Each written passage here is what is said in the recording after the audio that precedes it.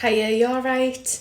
I can see that line shining down there. It's the sun shining. I've got a Velux window and it comes right in. Anyway, we won't complain about the sun because we've barely had any. I'm going to make, for the second time, because I wasn't happy with the first attempt, raspberry and lemon cake. It's going to be brilliant. This time it's going to work out. So we're going to get your big bowl out, preheat your oven to 160. Last time the oven was too hot when I made it and it burned. This time we're changing it around a little bit. This is going to be good. Start with 250 grams of self-raising flour, 250 grams of caster sugar, 4 eggs, 250 grams of soft butter. I put this in the microwave and forgot about it, so it's melted, but it doesn't have to be melted, it should just be soft. 1 teaspoon of vanilla extract or essence, 2 tablespoons of milk, the zest of 1 lemon. This is an unwaxed lemon.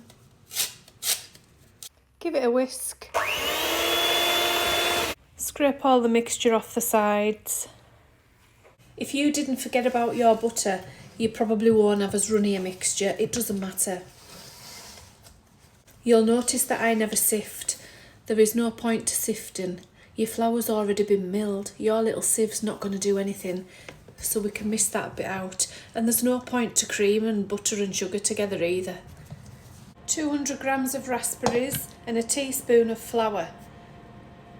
And it's to try and stop them sinking. Although it doesn't matter if they sink. You're not trying to impress Paul Hollywood. We're not on Bake Off. And it just coat them like that and it'll stop the mixture from being wet when it bakes, and it hopefully will stop them sinking. If it doesn't, don't worry about it because it literally doesn't matter. Into the mixture. Fold them in. Get your cake tin. You need to line it, so I've got a bit of paper. And then just pour the mixture into your cake tin. Now don't start giving us grief about how big your tin should be. It literally doesn't matter how big your tin is, it just has to be big enough. Give it a bit of a wobble to flatten it out. In she goes. Let's check this cake. Smells good.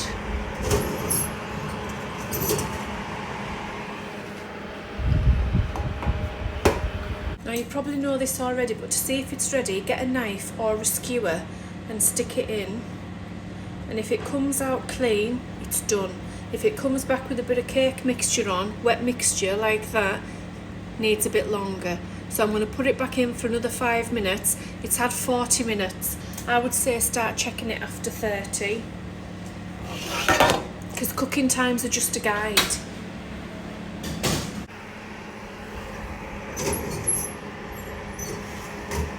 It's had another 5 minutes. Let's dip it again. Sorry, I've got my washing machine on. And that's perfect. See, that's the difference between just 5 minutes. You've got to keep an eye on cakes. What was I banging on about before? Oh, the size of your tin. It doesn't matter. You have to keep an eye on cakes. Cooking times are just a guide. If you've got a smaller tin, you're just going to get a deeper cake, so it's going to take a little bit longer. You can put this mixture in cupcake cases, so you can have cupcakes. You can put it in a rectangular or square tin, make tray bake. You can do what you want. You just keep an eye on it and adjust the time.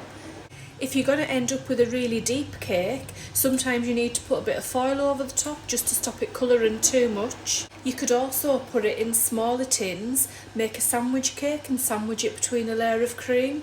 You do you, this is your cake, I'm only giving you the ideas. Now let this go cold.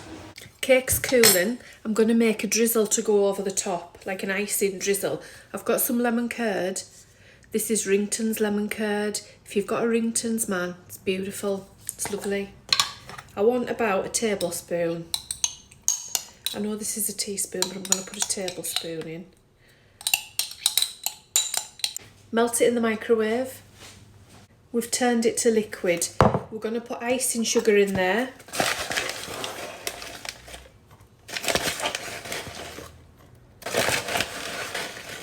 3 tablespoons there, mix it together. I want it quite thick. See, but it's quite lumpy. I want it smooth, so I'm going to whisk it.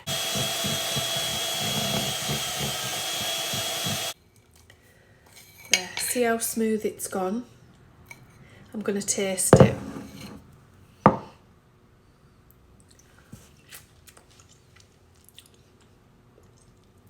That is good. That is a beautiful lemon icing. I'm going to drizzle it over the top of the cake. Let's tip it out. Get a knife. Go around the outside edge. And clip it. It smells amazing.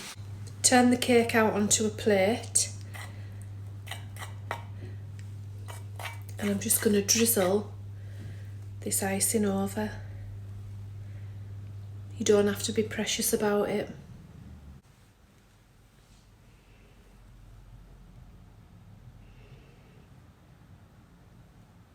Got some leftover raspberries and we can just put them, I can put them on the top, you can put them where you want. How gorgeous does that look? Raspberry and lemon cake. Now let that icing set. Don't put it in the fridge. Cake never does very well in the fridge. It gets too cold. Just leave it at room temperature. That icing will set a little bit and then we'll taste it. Let's try this cake. I should have a cup of tea, but I've got a glass of wine. 'Tis Saturday after all. And I'm going to try and cut it straight because I never cut cake straight. Moment of truth.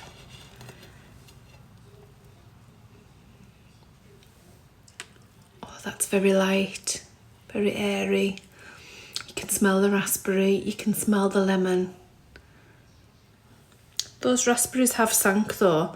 Don't bother with the flour, it doesn't work. It makes no difference. Put it on a plate.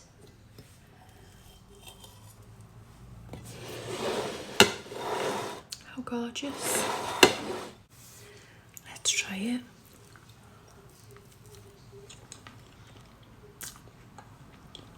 Oh, bloody hell.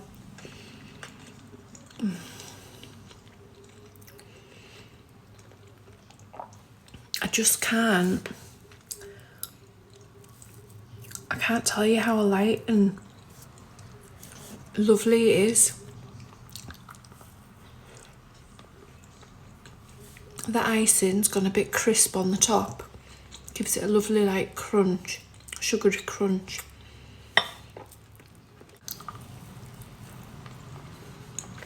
Raspberries are gorgeous. A little bit tart, but the cake's sweet enough.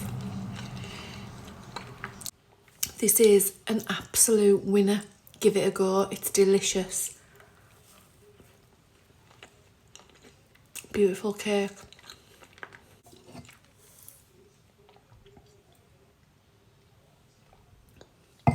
Probably goes better with a cup of tea than a glass of wine, but we can make it work. Give it a go. Thank you so much for following. Thanks for watching. Thanks for all your lovely comments. Thank you for being you, because you're all amazing. I appreciate every like, every share, every follow. Have a fabulous weekend and I shall see you soon. Bye bye.